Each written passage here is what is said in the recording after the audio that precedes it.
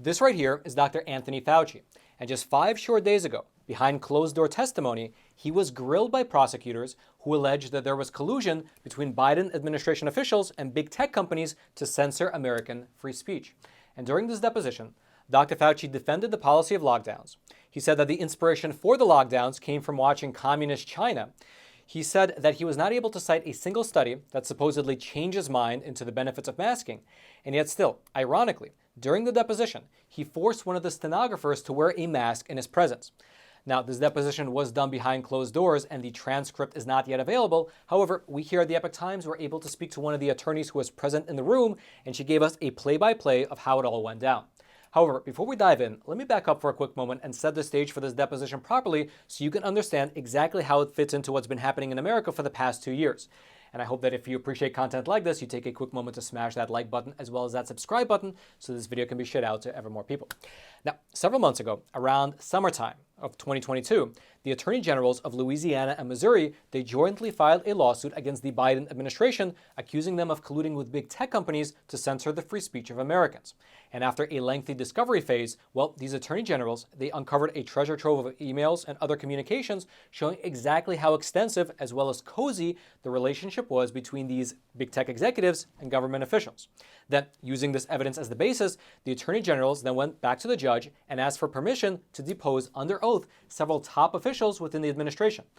And after a bit of legal back and forth, the judge in the case eventually agreed. He gave the prosecutors full authority to depose, again under oath, 11 different high-level Biden administration officials, including the Surgeon General, Jen Psaki, who was the former White House press secretary, as well as, of course, Dr. Anthony Fauci, in his official capacities as both the director of the U.S. National Institute of Allergy and Infectious Diseases, as well as the chief medical advisor for Joe Biden.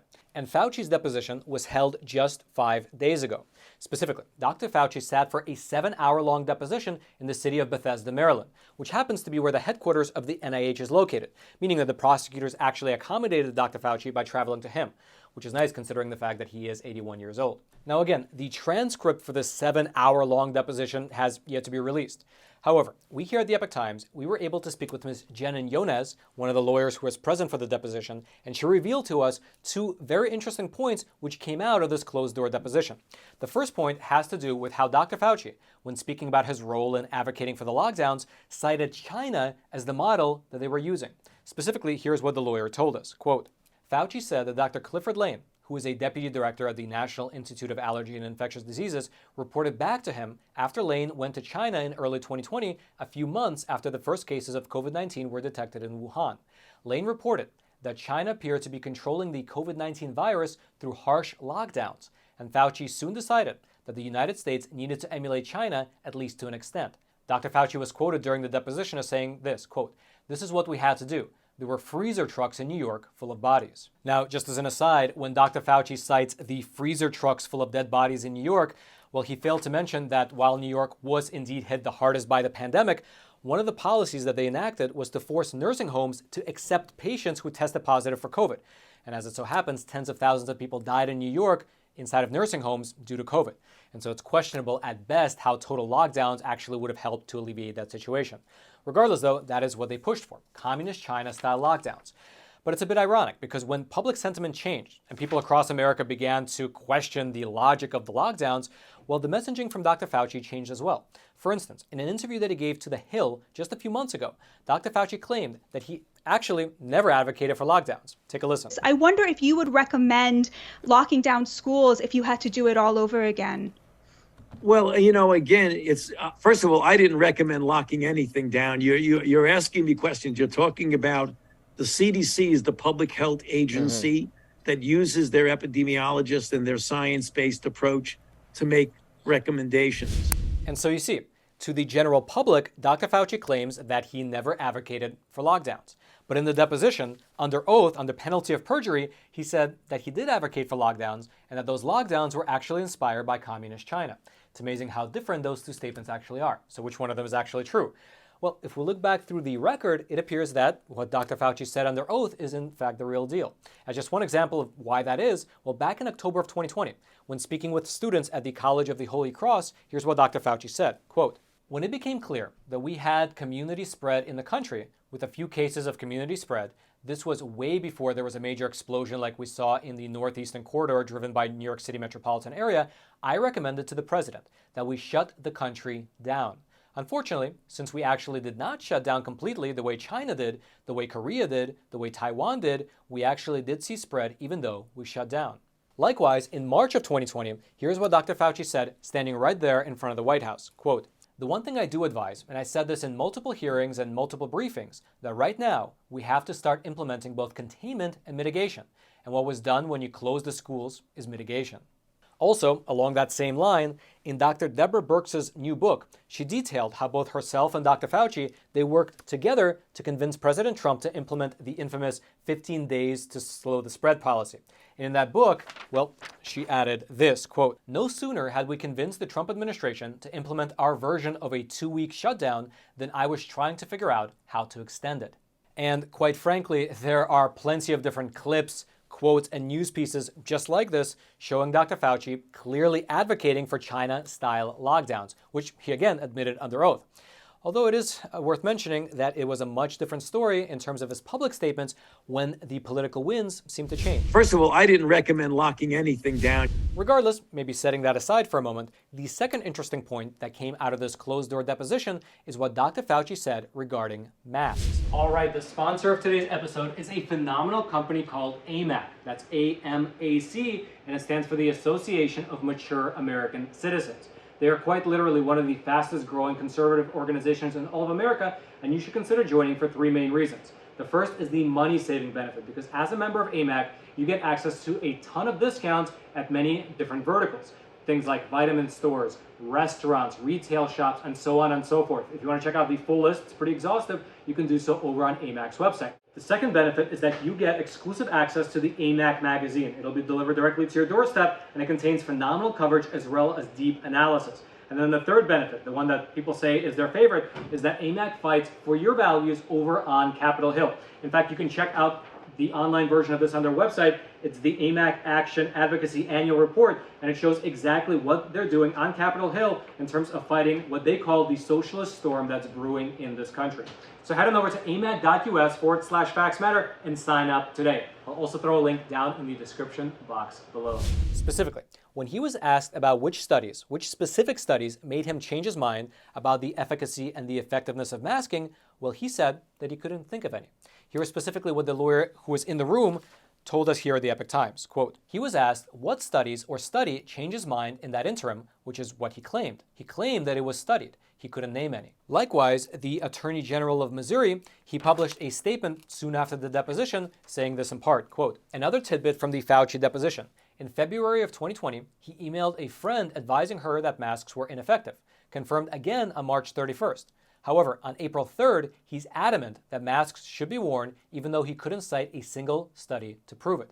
Mandates followed, lives ruined. COVID tyranny is born. Now, this whole part requires a bit of backstory. According to emails that came out of a Freedom of Information Act request from the federal government, back in the early part of 2020, Dr. Fauci was clearly telling people to not mask up and that masks do not work against COVID. For instance, here was an email that Dr. Fauci sent on April 5th of 2020 to Ms. Sylvia Burwell, who is the president of American University. She was traveling at the time, and here's the advice that Dr. Fauci gave her in regards to masks. Quote, Sylvia, masks are really for infected people to prevent them from spreading infection to people who are not infected rather than protecting uninfected people from acquiring infection. The typical mask that you buy in the drugstore is not really effective in keeping out the virus, which is small enough to pass through the material. It might, however, provide some slight benefit in keeping out gross droplets if someone coughs or sneezes on you. I do not recommend that you wear a mask, particularly since you are going to a very low-risk location. Your instincts are correct. Money is best spent on medical countermeasures such as diagnostics and vaccines. Likewise, here's another email, also from the month of February in the year 2020, that Dr. Fauci sent to a reporter from Greece saying that, quote, the vast majority of people outside of China do not need to wear a mask. A mask is more appropriate for someone who is infected than for people trying to protect against infection. Furthermore, around that very same time period, you might remember that Dr. Fauci very famously stated that the general public should, quote, not be walking around wearing a mask, which was consistent with the emails that he was sending in private. The private messages and the public messaging aligned. However, on April 3rd of 2020, Dr. Fauci, as well as several other government officials, they reversed their earlier guidance and they recommended that everyone, meaning the entire American general public, should all be wearing masks whenever they leave their homes. Back then, they said that this change was because of new research which indicated that a significant portion of COVID patients did not have symptoms but could still be spreading the virus. And apparently, the research showed that a mask could mitigate this fact. And so you have this fascinating situation where on the one hand, Dr. Fauci, both publicly and privately, is advising Americans to not wear masks. But then, on a dime, he reversed course and told everyone across the entire country to be wearing masks, which then led to a plethora of mask mandates, but also to a giant push by social media companies to censor anyone who dared to question this change in science. But when Dr. Fauci was actually asked under oath about what specific studies he saw that changed his mind, well, he was not able to name any, which is kind of the beauty of the deposition, because on a news program or at a press conference, well, people can generally say whatever they want. But in a deposition, they have to stick with the facts and tell the truth, because they're under oath and under penalty of perjury. And the truth is that Dr. Fauci, when asked about it, could not name a single study. It's also worth mentioning that besides depositions, companies have to be truthful in their advertisements, because generally America actually has very strict advertising laws. And so isn't it funny that the iconic blue COVID masks, they come in boxes that clearly state on the outside that this mask does not prevent or protect against COVID-19. Legally, they have to put that on the box because it's the truth. And yet, if you only listen to public statements, well, you would get a much different impression. Also, just as a fun aside, the lawyer who was in the room, she told us that when the deposition started, neither Dr. Fauci nor anyone else in the room was wearing a mask. However, the woman who was transcribing the deposition, meaning the court reporter, she was sniffling. And Dr. Fauci turned to her and he asked her if she had a cold. The woman said no and that she instead had some allergies. But here's what the lawyer told us happened right afterwards. Quote, about 15 minutes later, Dr. Fauci asked her to put on a mask and said that he was uncomfortable and that the last thing in the world I want right now is to get COVID. So she had to wear a mask the whole time, the whole rest of the time. Perhaps Dr. Fauci did not see the label on the box that mask came in, which clearly says that it doesn't really do much against COVID.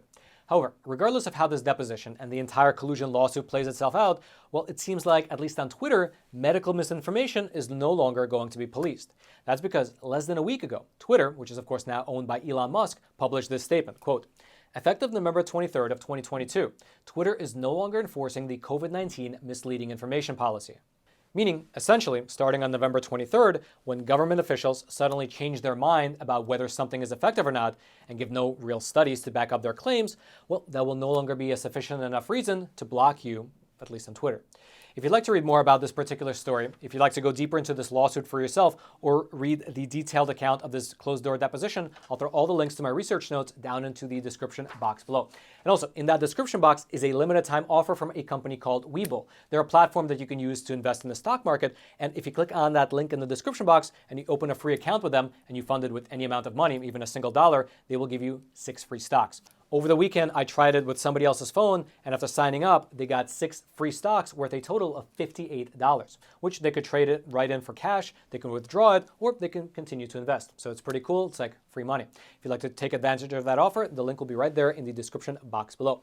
And lastly, over on Epic TV, I just published a deep analysis of these giant blood clots that morticians have been recently finding in bodies across the entire country. It is, in my opinion, a pretty good and solid report. But no matter how good and solid it is, well, I cannot publish it here on YouTube. If you'd like to check it out, the link to that episode that's over on Epic TV will be right there at the top of the description box. I hope you check it out. And then until next time, I'm your host, Roman from the Epic Times. Stay informed, and most importantly, stay free.